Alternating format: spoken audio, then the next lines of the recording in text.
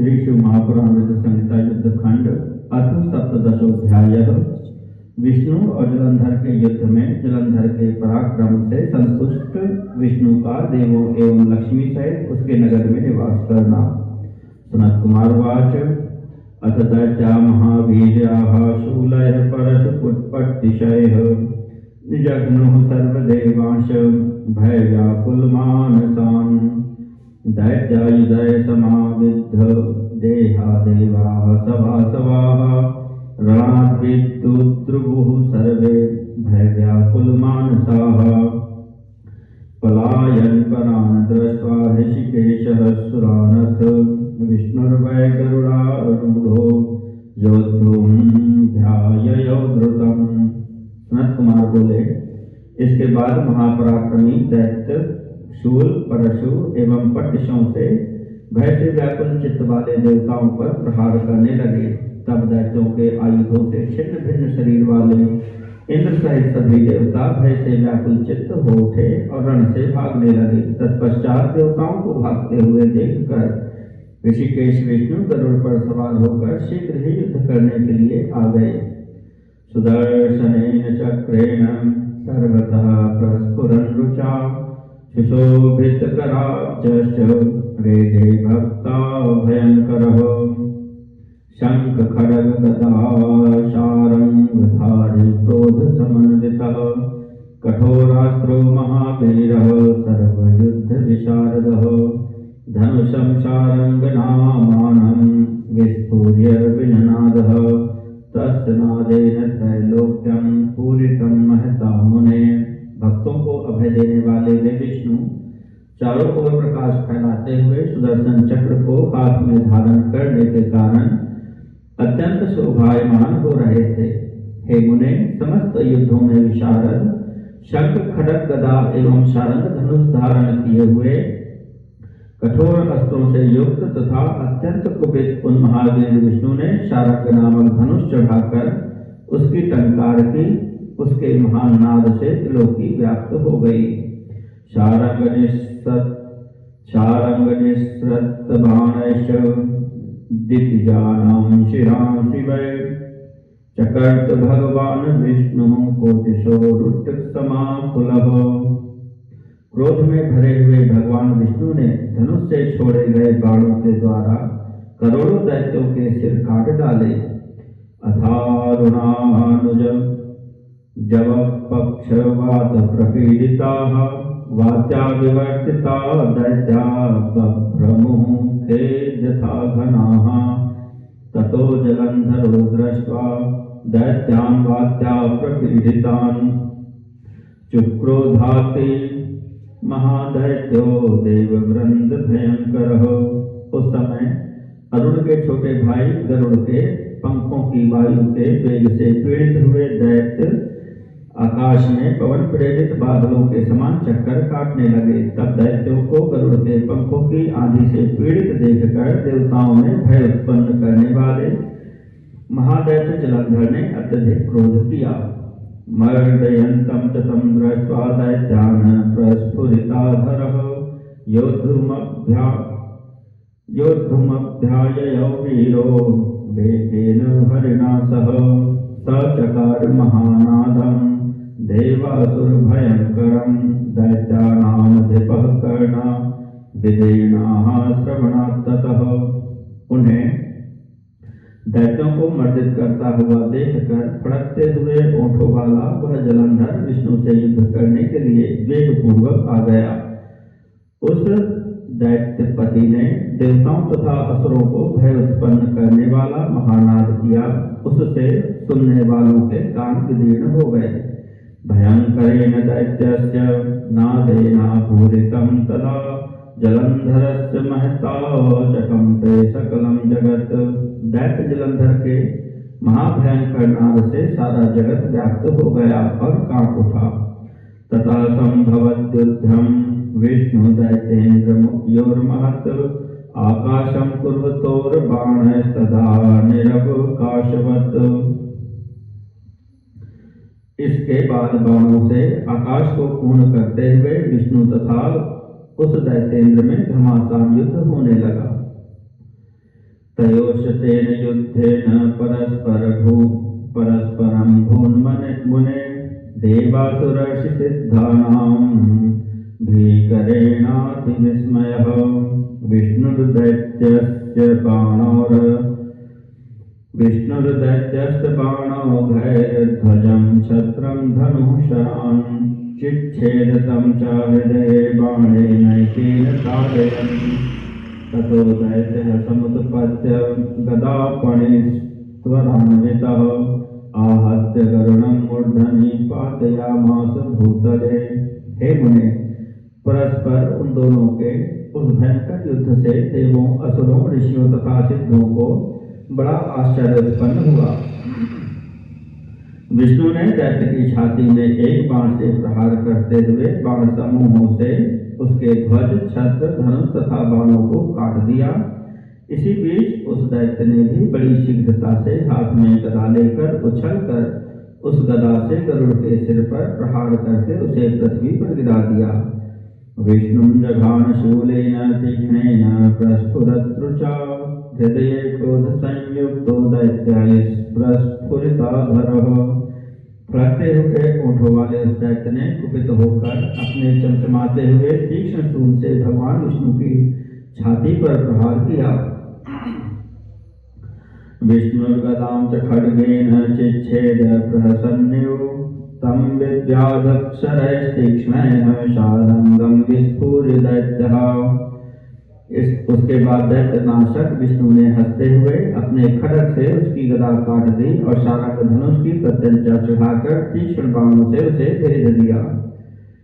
विष्णु जलंधरं दैत्यं भयदेन शरेणः क्रोधाविष्टोत्तीक्ष्णेन जघानाशुसुरारिः। इस प्रकार देवताओं के शत्रुओं का वध करने वाले विष्णु क्रोध में भयंकर अत्यंत तीक्ष्ण एवं भयदायक बाण से जलंधर दैत्य पर शीघ्रता से प्रहार करने लगे। अगतं तस्य तं बाणं दृष्ट्वा दैत्यो महाबलः छित्त्वा बाणेन विष्णुं च जघान हृदये द्रुतं। तब महाबली दैत्य ने उनके बाण को आया हुआ देखकर अपने बाण से उसे काटकर बड़ी शीघ्रता से विष्णु की छाती पर प्रहार किया। केशवोऽपि महाबाहुं विक्षिप्तं सुरेण तं शरं तिलप्रमाणेन छित्त्वा वीरो ननादः। महाबाहु वीर विष्णु भी असुर के द्वारा छोड़े गए उस बाण को तिल के समान काटकर गर्जन करने लगे। पुनर्बाणं समाधत्त धनुषि क्रोधवेपितः महाबलोत् बाणेन चिच्छेद च शिलीमुखम्। वासुदेवः पुनर्बाणं नाशाय विबुद्धद्विषः क्रोधेनाधत्त धनुषे सिंहवद् विननादः। जलंधरोत दैत्येन्द्रः कोपाच्छिन्नाधरो बलि शरेण स्वेन शारंगाख्यं धनुश्चिच्छेद वैष्णवम्। फिर क्रोध से कांपते हुए विष्णु ने जब दूसरा बाण धनुष पर रखा, तभी महाबली उस दैत्य ने अपने बाण से उस बाण को काट डाला। तब वासुदेव विष्णु ने क्रोधपूर्वक उस राक्षस के विनाश के लिए पुनः धनुष पर बाण चढ़ाया और सिंह की भांति गर्जना की। बलशाली दैत्य जलंधर ने भी क्रोध से अपने ओठों को काटते हुए अपने बाण से विष्णु के शारंग नामक धनुष को काट डाला। पुनर्बाणैः सुतीक्ष्णैश्च जघान मधुसूदनम् उग्रवीर्यो महावीरो देवानां भयकारकः सच्छिन्नधन्वा भगवान् केशवो लोकरक्षकः। जलंधरस्य नाशाय चिक्षेप स्वगदां परां सा गदा हरिणा क्षिप्ता ज्वलज्वलं सन्निभा अमोघ गतिका शीघ्रं तस्य देहे ललावः। इसके बाद देवताओं को भय देने वाला उग्र पराक्रम वाला तथा महावीर दैत्य तीक्ष्ण बाणों से मधुसूदन पर प्रहार करने लगा। तब कटे हुए धनुष वाले लोकरक्षक भगवान विष्णु ने जलंधर के विनाश के लिए अपनी विशाल गदा चलाई। जलती हुई अग्नि के समान विष्णु के द्वारा चलाई गई वह अमोघ गदा बड़ी शीघ्रता से उस राक्षस के शरीर में लगी। तया हतो महादैत्यो न चचालापि किंचन जलंधरो मदोन्मत्तः पुष्पमाला हतो जता। वह महादैत्य उसके प्रहार से पुष्पमाला से आहत हुए मदोन्मत्त हाथी के समान कुछ भी विचलित नहीं हुआ। ततो जलंधर क्रोधी देवत्रास करो क्षिपत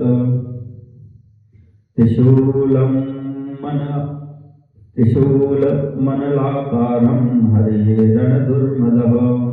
अथ विष्णुश्च तत्त्रिशूलं चिच्छेद तरसा द्रुतं नन्दकाख्येन खड्गेन स्मृत्पाशुपदाम्बुजं छिन्ने त्रिशूले दैतेन्द्र उत्प्लुत्य सहसा द्रुतम् आगत्य हृदये विष्णुं जघान दृढ़मुष्टिना।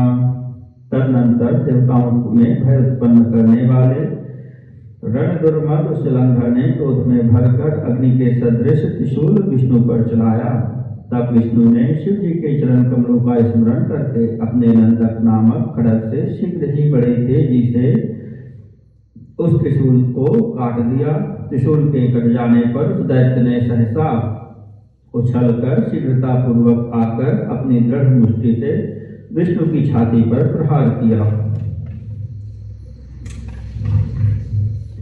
सोपे विष्णुर्महावीरो विगवन्य च तद्व्यथां जलंधरं च हृदये जघान दृढ़मुष्टिना। ततस्तौ बाहुयुद्धेन युयुधाते महाबलो बाहुभिर्मुष्टिभिश्चैव जानुभिर्नादयन्महिम्। एवं हि सुचिरं युद्धं कृत्वा तेनासुरेण वै विस्मितो भून मुनिश्रेष्ठ हृदि ग्लानिं वापः। अथ प्रसन्नो भगवान् मायाविदाम्बरः उवाच दैत्यराजानं मेघगम्भीरया गिरा। तब उन महावीर विष्णु ने भी उस व्यथा की चिंता न करके अपनी दृढ़ मुष्टि से जलंधर के हृदय पर प्रहार किया। तदनंतर जानवों बाहुओं एवं मुष्टियों से पृथ्वी को शब्दायमान करते हुए उन दोनों महावीरों का बाहुयुद्ध होने लगा। हे मुनिश्रेष्ठ, इस प्रकार उस दैत्य से बहुत देर तक युद्ध करके विष्णु विस्मित हो गए और मन में दुख का अनुभव करने लगे। इसके बाद मायाविदों में श्रेष्ठ तथा माया करने वाले विष्णु ने प्रसन्न होकर मेघ के समान गंभीर वाणी में दैत्यराज से कहा। विष्णुरुवाच भो दैत्यवर श्रेष्ठ धन्यस्त्वं रणदुर्मदः महायुधवरयत्वं न भीतो हि महाप्रभुः।